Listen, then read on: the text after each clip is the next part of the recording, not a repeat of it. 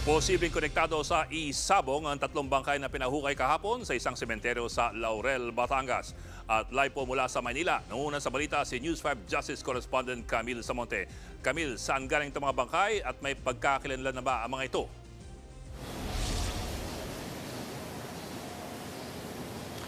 Bok, natagpuan daw noon sa Taal Lake itong tatlong bangkay na ipinahukay sa isang papublikong sementeryo sa Laurel, Batangas kahapon. Yan ang sinabi ni DOJ Secretary Boying Remulla sa isang press con kanina.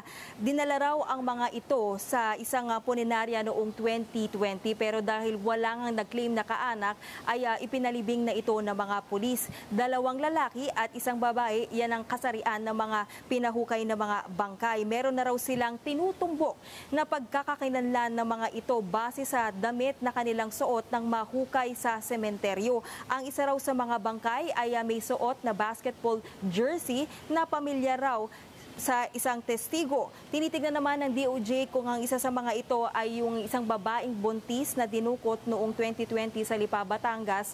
Base sa isang police report, may sinasabi raw kasi Bok, itong si Julie Dondon Patidongan o alias Totoy na mayroon silang isang babae na dinukot noong 2020 sa Lipa.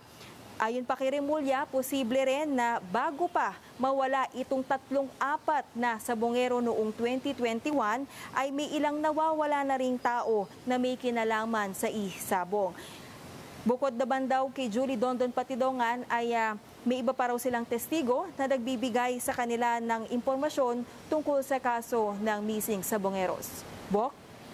Ulat ni Camille Samonte mula sa Manila. Mga kapatid, Jig Manikad po, pagdating sa mahalagang balita sa loob at labas ng bansa, dapat una sa lahat, mag-follow at mag-subscribe na sa social media pages ng News 5.